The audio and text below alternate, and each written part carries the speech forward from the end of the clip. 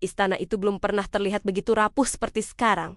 Tidak dalam beberapa dekade terakhir. Tidak sejak hari-hari tergelap di era 90-an. Ketika monarki berada di ambang kehancuran, dan dunia menyaksikan dalam diam yang penuh keheranan. Bertanya-tanya apakah keluarga kerajaan akan mampu bertahan sama sekali. Namun, kini kita berada di titik itu. Dan apa yang baru saja terjadi di balik dinding-dinding kuno tersebut adalah sesuatu yang akan dibahas oleh para sejarawan kerajaan selama beberapa generasi mendatang. Raja Charles, pria yang menunggu lebih lama daripada pewaris manapun dalam sejarah Inggris untuk naik takhta, telah dengan tenang, tegas, dan tanpa pengumuman publik, menyerahkan kendali operasional penuh atas monarki kepada putranya, Pangeran William. Tanpa kamera, tanpa upacara, tanpa pidato kepada bangsa. Hanya sebuah map, beberapa tanda tangan, dan pergeseran kekuasaan yang begitu penting, sehingga orang-orang di dalam istana masih mencerna apa artinya semua ini. Dan di pusat pergeseran besar ini, terdapat satu nama, Camilla. Mari kita uraikan secara rinci apa yang sebenarnya terjadi, mengapa hal itu terjadi, dan apa implikasinya bagi masa depan monarki Inggris. Karena kisah di balik peristiwa ini jauh lebih dramatis, jauh lebih pribadi, dan jauh lebih menghebohkan daripada yang ditangkap oleh berita manapun hingga saat ini. Tetaplah bersama kami. Karena pada akhirnya, segala yang Anda pikir Anda ketahui tentang keluarga kerajaan akan terlihat sangat berbeda. Mari kita mundur sejenak ke saat semuanya dimulai. Tidak ada lampu berkedip, tidak ada tiupan trompet, tidak ada siaran langsung kepada bangsa. Pergeseran kekuasaan yang kini mengguncang kalangan kerajaan terjadi dalam keheningan yang hampir total. Dan keheningan itu sendiri dilakukan dengan sengaja. Karena ketika sebuah monarki ingin melakukan langkah besar tanpa memicu badai media, maka ia bergerak dengan tenang, bergerak dalam bayang-bayang, dan bergerak dengan cepat. Menurut samber-samber yang dekat dengan istana, Raja Charles telah melaksanakan apa yang kini disebut oleh orang dalam sebagai salah satu pemindahan wewenang kerajaan yang paling terkendali dan terhitung dalam sejarah modern Inggris. Mekanisme yang ia gunakan adalah sistem dokumen yang begitu jarang, sehingga sebagian besar orang di dalam istana belum pernah melihatnya diaktifkan sebelumnya. Tersembunyi di dalam sebuah map coklat polos yang hanya bertanda inisial ESD. Terdapat kumpulan instruksi hukum yang dikenal di kalangan tertinggi. Administrasi istana sebagai dosie suksesi darurat. Bayangkan sejenak, sebuah dosie suksesi darurat. Bukan dokumen serah terima seremonial, bukan isyarat simbolis, melainkan protokol darurat. Jenis dokumen yang dirancang untuk situasi-situasi ekstrem, saat monarki tidak punya waktu untuk ragu, dan tidak ada ruang untuk berdebat. Secara tradisional, dokumen semacam ini disiapkan untuk skenario penyakit mendadak, cedera parah, atau jenis ketidakstabilan masa perang yang pernah mengancam mahkota di abad-abad sebelumnya. Dokumen-dokumen itu adalah alat krisis, instrumen pilihan terakhir. Jadi, ketika Charles meraih map tersebut, pesannya sangat jelas. Meskipun dunia luar sama sekali tidak menyadari apa yang sedang terjadi. Ini bukan transisi biasa. Ini adalah monarki yang bereaksi terhadap sesuatu yang dipandang sebagai ancaman eksistensial. Begitu Charles menandatangani dokumen-dokumen itu, para penasihat terdekatnya pun mengikuti. Dalam hitungan jam, sebuah pergeseran yang tanpa pengumuman publik, tanpa konferensi pers, dan tanpa proklamasi kerajaan, telah secara efektif mengubah struktur kekuasaan salah satu institusi paling terkenal di dunia. Namun, pertanyaan yang harus Anda renungkan sejenak adalah ini. Apa yang mungkin mendorong seorang raja, seorang pria, yang menghabiskan seluruh hidupnya menunggu mahkota ini untuk menyerahkan kendali kepada putranya secara diam-diam? Jawabannya, menurut semua laporan dari orang dalam istana, adalah Camilla. Bukan sekadar citra publiknya, bukan sekadar keriuhan biasa di balik politik istana, melainkan sesuatu yang lebih dalam, sesuatu yang lebih lama, dan sesuatu yang, jika benar-benar terkonfirmasi, bisa mengguncang kepercayaan publik terhadap monarki hingga ke akar-akarnya. Kita akan membahas secara lengkap apa yang konon dilakukan oleh Camilla. Tetapi terlebih dahulu, mari kita pahami seperti apa pergeseran ini terlihat dari dalam. Karena ternyata lebih dramatis daripada yang Anda bayangkan. Begitu Charles menandatangani dokumen-dokumen tersebut, dampaknya di dalam istana terasa langsung. Struktur pelaporan berubah hampir dalam semalam. Staf senior yang selama bertahan-tahan melapor langsung kepada raja, tiba-tiba mendapat pengarahan langsung dari William. Petugas protokol kini membawa pernyataan kepada William untuk mendapat persetujuan. Para penasihat yang telah membangun karier mereka berdasarkan preferensi Charles, kini berada di ruangan bersama putranya dan mengikuti arahan sang putra. Jadwal penampilan publik Camilla mulai menghilang dari kalender satu persatu, secara diam-diam, tanpa penjelasan resmi. Inisiatif kerajaan yang telah ia dukung selama bertahun-tahun, program-program yang ia promosikan secara terbuka sebagai kontribusi pribadinya bagi monarki modern, ditempatkan dalam status jeda. Beberapa anggota staf terdekatnya direposisi. Perwakilan persnya pun dengan tenang hilang dari operasional istana. Pesannya halus, tetapi bagi siapapun yang berada di dalam gedung itu, mustahil untuk tidak menyadarinya. Sebuah batas telah ditarik, dan Williamlah yang menariknya. Apa yang memicu krisis ini? Berita tragis itu.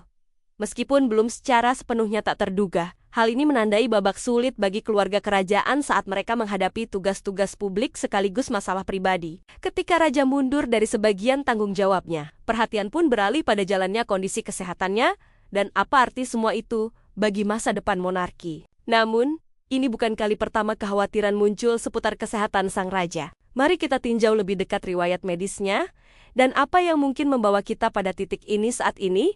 Tetaplah menyimak, karena yang akan Anda dengar berikut ini adalah beberapa fakta mengejutkan tentang kesehatan. Raja Charles.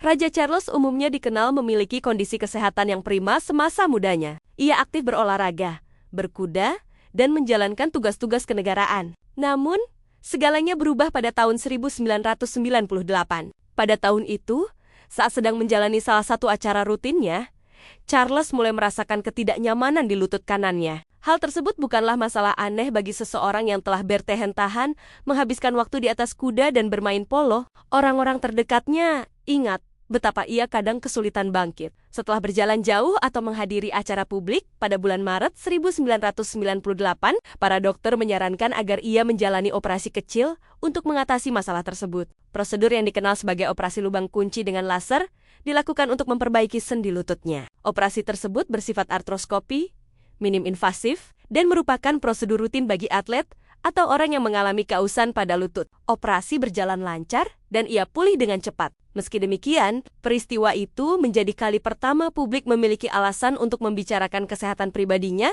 Beberapa tahun kemudian, tepatnya pada tahun 2003, Charles menghadapi masalah kesehatan lain. Saat tampil di depan publik, ia terlihat bergerak dengan hati-hati dan sesekali menekan tangannya ke perut. Ternyata ia mengalami hernia, sebuah kondisi yang bisa timbul akibat tekanan atau aktivitas fisik berat. Meskipun merasa tidak nyaman, ia tetap melanjutkan tugas tagis Nia hingga saatnya menjalani operasi perbaikan. Pada bulan Maret tahun itu, ia dirawat di Rumah Sakit King Edward, sebuah rumah sakit yang sering digunakan oleh anggota keluarga kerajaan. Operasinya berjalan sederhana dan hanya memakan waktu beberapa jam. Ia menginap 1 malam untuk observasi dan diperbolehkan pulang keesokan harinya. Orang-orang di sekitarnya mengatakan bahwa ia dalam keadaan bersemangat dan bahkan sempat bercanda dengan tim medis.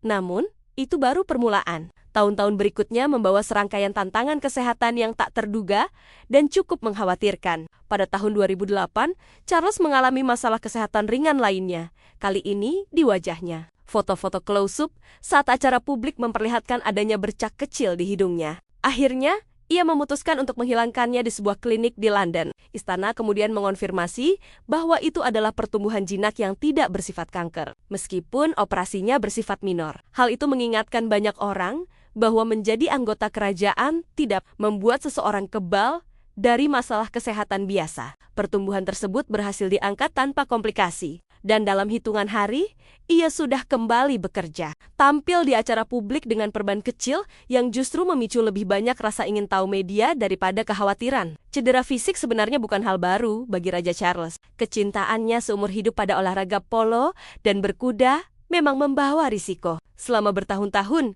ia pernah mengalami beberapa kecelakaan di lapangan. Yang paling mencolok adalah jatuh dari kuda yang sempat membuatnya tidak sadarkan diri untuk sesaat. Polo, meskipun terlihat elegan, adalah olahraga kontak yang dimainkan dengan kecepatan tinggi. Dan Charles dikenal sebagai sosok yang sangat kompetitif. Dalam salah satu pertandingan, ia dilaporkan terlempar dari kudanya setelah tabrakan, sehingga mengakibatkan cedera kepala yang memerlukan perawatan medis. Ia membangun masa depan untuk putranya, Pangeran William, untuk cucu-cucunya, serta untuk institusi yang telah membentuk identitas Inggris selama lebih dari 1000 tahun. Yang membuat masa pemerintahannya terasa begitu istimewa adalah betapa pribadinya ia terasa. Berbeda dengan raja-raja sebelumnya yang menjaga jarak yang ketat, Charles sering menunjukkan sisi manusiawinya. Ia terbuka tentang proses penuaan, sering bercanda tentang kekurangan dirinya sendiri, dan berbicara dengan kehangatan yang tulus kepada orang-orang yang ia jumpai. Keaslian tersebut telah membantunya terhubung dengan generasi yang tidak lagi otomatis menghormati otoritas, melainkan merespons ketulusan. Itulah pula yang membuat kisahnya begitu berbeda dari ibundanya, Ratu Elizabeth II, memerintah dengan penuh rasa tugas dan tradisi. Meskipun Charles menghormati warisan tersebut, ia melakukannya dengan caranya sendiri, yaitu melalui percakapan, belas kasih, dan inklusi. Ia memahami bahwa kelangsungan monarki di dunia modern bergantung pada relevansinya, dan ia sedang berupaya agar monarki tidak hanya menjadi simbol masa lalu, melainkan juga suara yang turut membentuk masa depan. Namun, modernisasi selalu datang dengan risiko. Setiap reformasi menantang adat istiadat yang telah berusia berabad-abad, dan tidak semua orang menyambut perubahan tersebut. Sebagian kalangan tradisionalis khawatir bahwa dengan merampingkan monarki, Charles justru akan melemahkan kehadiran seremonialnya. Sementara itu, yang lain berpendapat bahwa ia sedang melakukan hal yang memang diperlukan, yaitu lebih fokus pada substansi daripada kemegahan belaka. Debat ini kemungkinan besar akan terus berlanjut seiring berjalannya masa pemerintahannya, terutama ketika anggota kerajaan yang lebih muda mulai mengambil peran yang lebih terlihat. Namun, sementara Raja Charles terus membentuk ulang monarki, satu pertanyaan tetap menggantung dengan pelan. Bagaimana visi yang ia miliki selaras dengan visi pria yang kelak akan mewarisinya, abdikasi, presiden, dan sumpah pengabdian seumur hidup. Awalnya, ketika kabar bahwa suatu hari nanti Raja Charles mungkin akan turun tahta untuk Pangeran William mulai beredar, banyak orang menganggapnya sekadar rumor kerajaan biasa. Namun, tidak butuh waktu lama bagi kabar tersebut untuk mendapat perhatian serius, terutama karena berasal dari seseorang yang pernah bekerja sangat dekat dengan Putri Diana.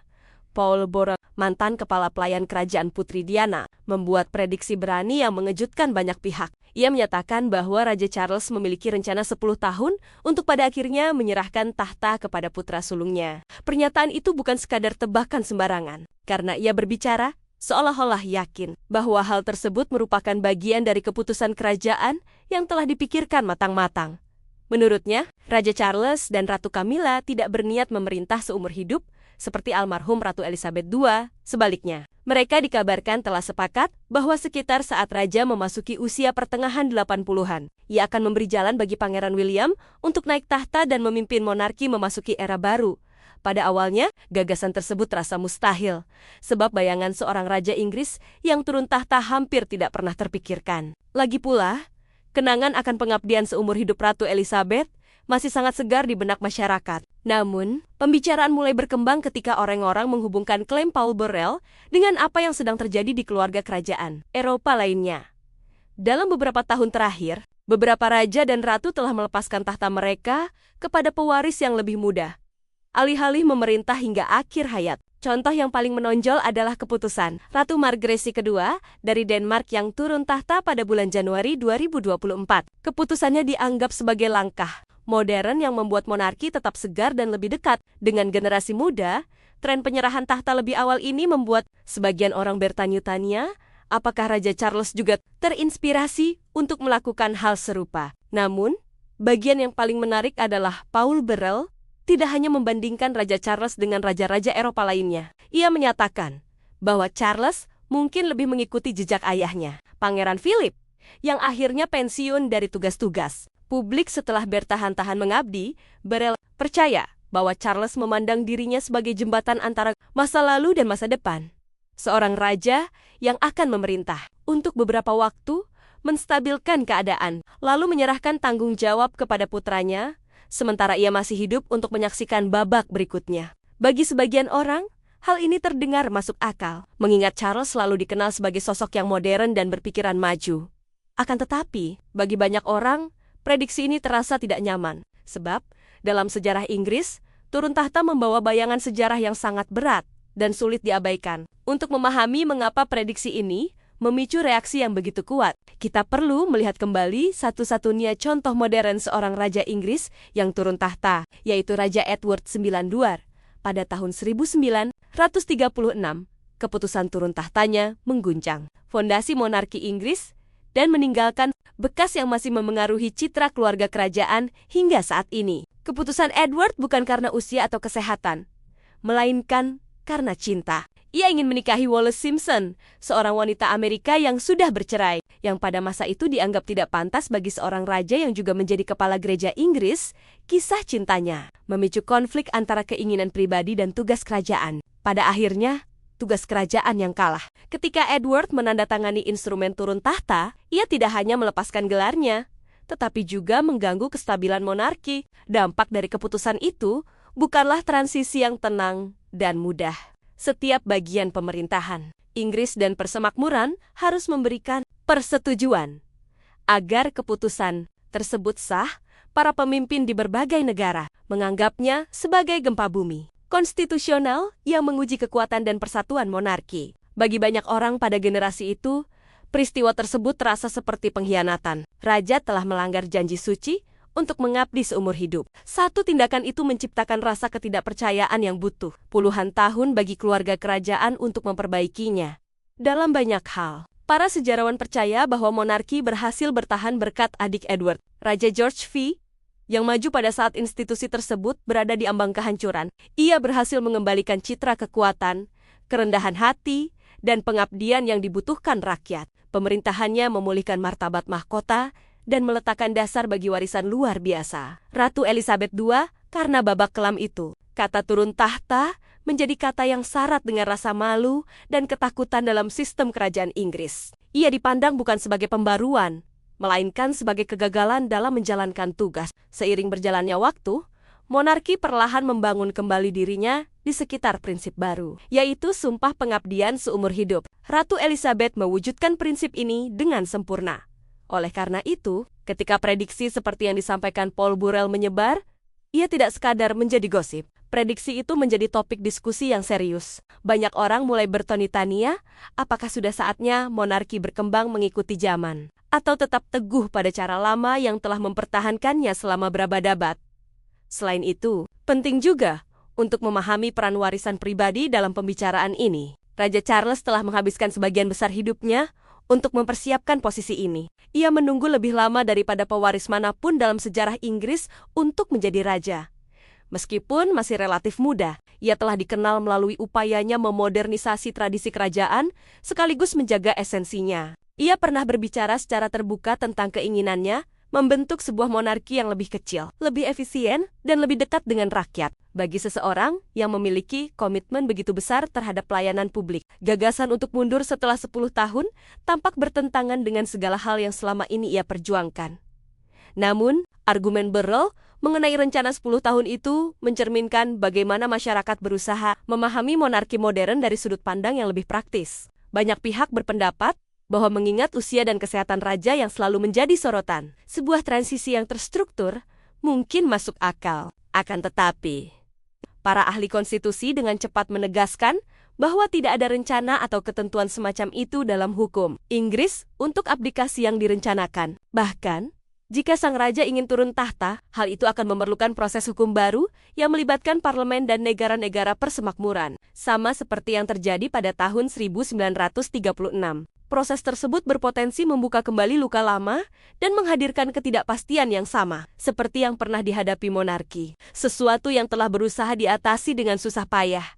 Yang sering dilupakan orang adalah bahwa abdikasi bukan sekadar keputusan pribadi, ia adalah keputusan nasional. Seorang raja tidak dapat begitu saja memutuskan untuk pensiun seperti pegawai negeri biasa. Jabatan tersebut ada karena adanya kesinambungan konstitusi, di mana keberadaan seorang raja menjadi hal yang esensial bagi jalannya negara. Setiap tindakan pemerintahan, mulai dari sidang parlemen hingga putusan pengadilan, dilakukan atas nama mahkota. Jika sang raja mundur, maka sebagian struktur penting tersebut harus ditulis ulang, dan tidak ada pihak yang antusias untuk mengulanginya lagi. Meski klaim Burrell memicu perdebatan, hal itu juga mengingatkan masyarakat betapa dalamnya makna simbolis mahkota Inggris. Tugas seorang raja tidak diukur dengan hitungan tahun, melainkan dengan pengabdian. Mahkota bukan sekadar mahkota emas yang berpindah dari satu kepala ke kepala lainnya. Ia melambangkan sejarah yang telah bertahan melalui perang, krisis, dan berabad-abad perubahan. Setiap raja yang memakainya memikul beban warisan tersebut. Bagi Charles, hal ini juga menjadi misi pribadi untuk melanjutkan prinsip keteguhan dan pelayanan di atas kepentingan diri yang telah ditunjukkan oleh ibundanya. Dalam konteks ini, yang disebut sebagai rencana 10 tahun terdengar lebih seperti tebakan dari luar daripada strategi kerajaan. Mari kita simak lebih dalam mengenai cerita ini dan alasan utama di balik pengungkapan tersebut. Meskipun mengalami beberapa insiden, ia tetap melanjutkan tugasnya hingga usia paruh baya. Untungnya, tidak ada jatuh yang menimbulkan kerusakan neurologis permanen. Meskipun hal itu menunjukkan bahwa Charles rela menahan rasa sakit demi tetap setia pada tugas dan tradisi kerajaannya, maju ke masa pandemi. Charles kembali menghadapi ujian kesehatan. Pada puncak pandemi virus corona, diumumkan bahwa ia telah terkonfirmasi positif terinfeksi. Mengingat usianya saat itu, muncul kekhawatiran di kalangan publik. Namun, laporan menyebutkan bahwa gejalanya ringan, dan ia menjalani isolasi di kediamannya di Skotlandia. Ia tetap melaksanakan pertemuan virtual dan bahkan mengikuti kegiatan kerajaan secara daring selama masa pemulihan. Orang-orang terdekatnya mengatakan bahwa ia merasa frustrasi karena harus beristirahat paksa, tetapi tetap disiplin mengikuti saran medis. Kemudian datang tahun 2024, tahun yang sepenuhnya mengubah cara ia menghadapi masalah kesehatannya. Pada bulan Januari, 13 Januari, Istana Buckingham mengeluarkan pernyataan bahwa sang raja akan menjalani pengobatan untuk pembesaran prostat. Pengumuman tersebut menonjol karena tingkat keterbukaan yang jarang dilakukan keluarga kerajaan. Istana menjelaskan bahwa kondisinya bersifat jinak, merupakan masalah umum pada pria lanjut usia, dan bahwa sang raja berada dalam penanganan yang tepat. Ia dirawat di London Clinic pada tanggal 26 Januari, dan prosedur tersebut berjalan sukses. Dalam hitungan hari, ia sudah diperbolehkan pulang dan dikabarkan sedang dalam masa pemulihan yang baik. Namun tak lama kemudian, pengumuman lain yang mengejutkan dunia muncul. Pada bulan Februari tahun 2024, Istana mengungkapkan bahwa saat Charles menjalani pengobatan prostat, para dokter menemukan masalah kesehatan lain yang menjadi perhatian. Pemeriksaan lanjutan mengonfirmasi bahwa itu adalah salah satu jenis kanker.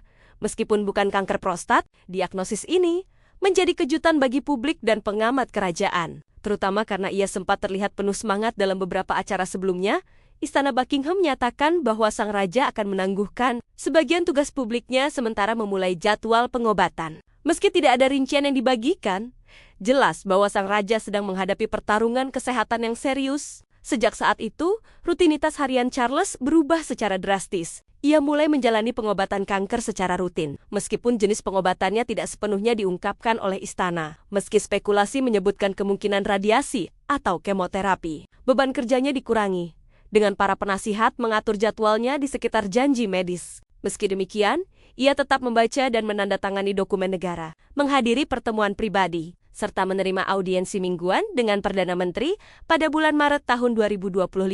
Setelah lebih dari 1 tahun mengelola penyakitnya, sang raja sempat dirawat di rumah sakit lagi untuk waktu singkat. Kali ini disebut sebagai langkah pencegahan setelah ia mengalami efek samping sementara dari pengobatan kankernya. Istana Buckingham meredam kekhawatiran tersebut dan menyebutnya hanya sebagai hambatan kecil dalam perjalanan. Perjalanannya singkat, hanya berlangsung beberapa hari saja. Kemudian ia kembali menjalankan tugas ringan. Salah satu hal yang paling mencolok pada periode ini adalah betapa terbukanya raja dan pihak istana membahas kondisi kesehatannya. Secara historis, monarki Inggris selalu menjaga kerahasiaan masalah kesehatan para anggotanya. Sebagai contoh, rincian penyakit para raja dan ratu di masa lalu seringkali disembunyikan hingga setelah mereka meninggal dunia. Namun, pengungkapan yang paling tak terduga adalah kabar bahwa Raja Charles telah menyampaikan satu keinginan pribadi. Keinginan tersebut berpotensi membentuk arah monarki di tahun-tahun mendatang. Apa sebenarnya isi keinginan itu? Dan mengapa muncul sekarang, di saat yang sangat sensitif ini? Kami memiliki jawabannya. Tetaplah bersama kami. Hari ketika segalanya berubah. Mari kita mundur ke tanggal 19 Februari 2026. Ingatlah tanggal tersebut, karena para sejarawan mungkin akan mengingatnya sebagai hari ketika monarki modern memulai transformasi paling dramatis. Sejak krisis abdikasi tahun 1936 di Britania Raya dan Kekaisaran Britania, pada hari itu, Pangeran Andrew Mountbatten Windsor, Duke of York, putra dari almarhum Ratu Elizabeth II, dan salah satu anggota keluarga kerajaan yang paling terlindungi selama puluhan tahun, ditangkap. Tuduhannya adalah diduga membagikan dokumen pemerintah yang rahasia kepada individu-individu yang terkait dengan jaringan Jeffrey Epstein. Renungkan sejenak. Seorang anggota keluarga kerajaan ditangkap dengan tuduhan yang langsung terkait dengan kasus kriminal paling menghebohkan di abad ke-21. Istana pun dilanda kekacauan. Dalam hitungan jam, telepon-telepon berdering tanpa henti. Para wartawan berbondong-bondong mendatangi gerbang Istana Buckingham. Media sosial pun meledak. Di tengah kekacauan tersebut, satu orang justru bergerak dengan penuh tekad dan kejelasan, sementara yang lain membeku karena syok. Orang itu adalah Pangeran William.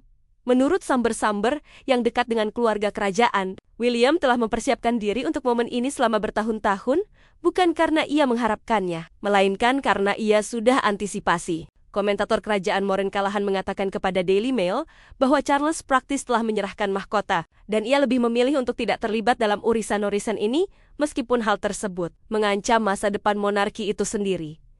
Keputusan ini bukanlah keputusan mendadak yang lahir dari kepanikan. Dasar untuk penyerahan wewenang ini telah disiapkan jauh sebelum penangkapan Andrew menjadi berita dunia. Penulis Russell Myers, yang menulis biografi William and Catherine, mengungkapkan bahwa para ajudan istana telah memperingatkan tentang perilaku Andrew selama bertahun-tahun. William patut dihargai. Mengambil peringatan-peringatan itu jauh lebih serius daripada hampir semua anggota keluarga lainnya.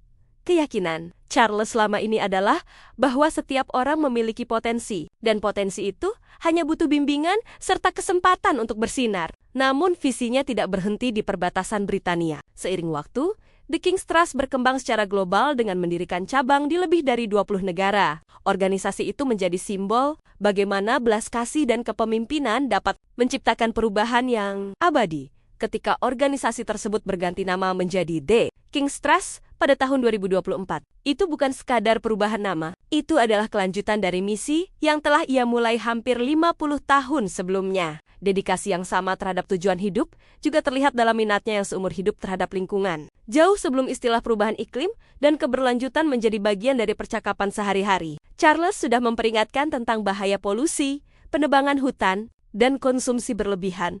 Dulu banyak orang yang mengejeknya karena ia berbicara dengan tanaman dan mempromosikan pertanian organik. Namun sejarah telah membuktikan betapa jauh ia berada di depan zamannya. Kini, sebagai raja, ia dijuluki Raja Keberlanjutan.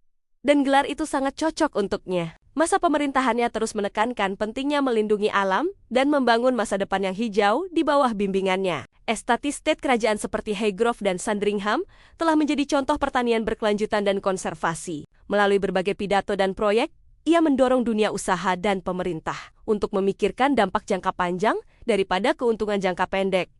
Meskipun memiliki banyak pencapaian tersebut, masa pemerintahan Charles tidak luput dari tantangan. Kesehatan raja akhir-akhir ini menjadi perhatian publik yang besar, terutama setelah diagnosis kanker yang dialaminya. Namun demikian, raja menunjukkan kekuatan dan komitmen yang luar biasa. Ia tetap melaksanakan tugas-tugas kenegaraan ketika memungkinkan, dan ketika tidak bisa, ia mengandalkan dukungan dari anggota keluarga terpercaya seperti Ratu Camilla dan Pangeran William. Di balik semua ini ada sistem Councillors of State yang memungkinkan anggota keluarga kerajaan yang ditunjuk untuk menjalankan tugas atas nama raja jika ia sedang sakit, sementara atau sedang berada di luar negeri. Sistem ini menjamin kelangsungan tanpa perlu abdikasi atau perubahan drastis. Ini menjadi pengingat bahwa monarki, meskipun tradisional, memiliki struktur yang dirancang untuk beradaptasi dengan segala situasi. Melalui semua penyesuaian ini, Charles menunjukkan satu sifat yang konsisten, yaitu ketabahan. Hidupnya selalu tentang kesabaran dan persiapan yang panjang. Kini, masa pemerintahannya mencerminkan kekuatan tenang yang sama. Ia tidak mencari popularitas atau reformasi dramatis, melainkan keseimbangan dan keberlanjutan, baik dalam isu-isu yang ia perjuangkan maupun dalam institusi yang ia pimpin. Secara terbuka, ia sering berbicara tentang pengabdian kepada masyarakat. Namun, orang-orang terdekat yang mengenalnya mengatakan bahwa rasa tanggung jawabnya jauh lebih dalam lagi. Ia memandang jabatannya bukan sebagai sebuah kehormatan semata, melainkan sebagai sebuah panggilan jiwa. Meskipun ada spekulasi tentang kemungkinan turun tahta atau pensiun dini, tindakannya justru menunjukkan hal yang sebaliknya. Ketika Raja Charles yang ketiga naik tahta, dunia memperhatikan dengan sangat seksama. Bukan hanya karena ia telah menunggu lebih lama daripada pewaris manapun dalam sejarah Inggris, tetapi juga karena masa pemerintahannya dimulai pada saat keberadaan monarki sendiri sedang dipertanyakan. Banyak orang bertanya-tanya seperti apa sosok raja yang akan ia tampilkan. serta apakah ia mampu menyeimbangkan tradisi dengan harapan masyarakat di era modern yang terus berubah. Bagi Charles, mahkota bukan sekadar warisan. Ia adalah tanggung jawab besar yang menuntut pemikiran ulang yang hati-hati. Dan itulah yang langsung ia lakukan sejak hari-hari pertama masa pemerintahannya. Salah satu hal yang paling mencolok dari Raja Charles adalah visinya untuk menciptakan monarki yang lebih modern. Jauh sebelum menjadi raja, bahkan sejak tahun 990-an, ia sering menyatakan keyakinannya bahwa keluarga kerajaan seharusnya lebih kecil dan lebih efisien. Ia ingin institusi ini mencerminkan nilai yang sebenarnya, bukan kemewahan berlebihan. Dari sinilah gagasan monarki yang lebih ramping bermula. Ia percaya bahwa dengan mengurangi jumlah anggota keluarga kerajaan yang aktif dan lebih memfokuskan pada garis suksesi langsung, masyarakat akan merasa bahwa uang mereka digunakan dengan lebih bijaksana, sehingga institusi ini tetap relevan di zaman sekarang. Namun, ketika ia akhirnya naik tahta, gagasan tersebut justru terwujud dalam situasi yang tidak terduga. Kepergian Pangeran Harry dan Meghan Markle ditambah dengan skandal yang melibatkan Pangeran Andrew telah secara drastis mengurangi jumlah anggota keluarga yang aktif menjalankan tugas kerajaan. Apa yang dulu direncanakan Charles sebagai reformasi yang dirancang dengan hati-hati, tiba-tiba menjadi kenyataan karena kebutuhan mendesak. Bukan lagi transisi yang mulus, melainkan adaptasi yang dipaksakan. Beberapa ahli kemudian menyebutnya sebagai monarki kerangka, karena kelompok inti yang menjalankan tugas-tugas kerajaan menjadi sangat sedikit. Meski demikian, Charles tidak panik. Ia melihat momen ini sebagai ujian ketahanan, sekaligus kesempatan untuk membentuk kembali citra monarki. Fokusnya kemudian tertuju pada efisiensi dan transparansi. Ia menegaskan bahwa setiap kegiatan kerajaan dan setiap acara publik harus memiliki makna dan tujuan yang jelas. Ketika ia menunjuk Pangeran William dan Putri Catherine sebagai Pangeran dan Putri Wales, tidak lama setelah ia naik tahta. Langkah itu menjadi simbol kuat bahwa masa depan monarki sedang dipersiapkan dengan sungguh-sungguh. Bukan berarti menghapus tradisi, melainkan menyesuaikannya dengan kebutuhan zaman. Struktur monarki yang lebih ramping ini tentu membawa tantangan tersendiri. Dengan semakin sedikitnya anggota senior kerajaan yang tersedia, beban kerja menjadi lebih berat bagi mereka yang tersisa. Seperti Ratu Camilla, Putri Anne, dan Pangeran William, setiap penampilan menjadi jauh lebih penting karena sorotan publik semakin terfokus. Namun, di tengah tekanan tersebut, Charles berhasil menjaga kestabilan. Ia terus menjadi simbol keberlanjutan. Sementara di balik layar, ia diam-diam membentuk ulang cara kerja monarki. Hal ini bukanlah sesuatu yang baru baginya. Sejak lama, Raja Charles telah mempersiapkan diri seumur hidup untuk memimpin dengan penuh tujuan. Puluhan tahun sebelum mahkota berada di kepalanya, ia sudah sangat aktif terlibat dalam berbagai isu yang menyentuh kehidupan masyarakat biasa. Inilah yang membuat kisahnya berbeda dari raja-raja lainnya. Masa pemerintahannya tidak dibangun atas perubahan mendadak, melainkan atas fondasi panjang berupa advokasi dan komitmen yang konsisten. Jauh sebelum menjadi raja, ia telah mendirikan salah satu badan amal paling berpengaruh di Inggris, yaitu Prince's Trust, yang kini dikenal sebagai King's Trust. Organisasi ini dimulai secara sederhana pada tahun 1976 dengan menggunakan uang pesangonnya dari Angkatan Laut yang saat itu hanya sekitar 7.400 pound sterling. Tujuannya sederhana, namun sangat bermakna. Membantu kaum muda yang kesulitan mendapatkan pekerjaan, tempat tinggal, atau arah hidup. Ia ingin memberi mereka harapan dan kesempatan yang seringkali tidak mereka dapatkan dari masyarakat. Seiring berjalannya waktu, gagasan tersebut berkembang jauh melampaui yang dibayangkan siapapun. Saat ini, King's Trust telah membantu lebih dari 1 juta kaum muda di seluruh Inggris. Organisasi ini menyediakan pelatihan, bimbingan, serta pendanaan bagi mereka yang ingin memulai usaha kecil atau mengembangkan keterampilan baru, diam-diam di balik layar. Dialah sosok yang sesungguhnya mengambil keputusan. Menurut berbagai sumber, selama 6 bulan terakhir saja, William memainkan peran sentral dalam setiap keputusan penting yang berkaitan dengan Andrew. Ia yang mendorong pencabutan gelar-gelarnya, pengusiran dari Royal Lodge, serta pemutusan hubungan sepenuhnya dengan institusi kerajaan. Ini bukanlah Charles yang bertindak sendirian. Ini adalah William yang memimpin strategi tersebut. Sementara Charles, yang kelelahan, sedang sakit, dan sangat menyadari apa yang dibutuhkan agar monarki bisa bertahan. Memilih untuk membiarkan hal itu terjadi.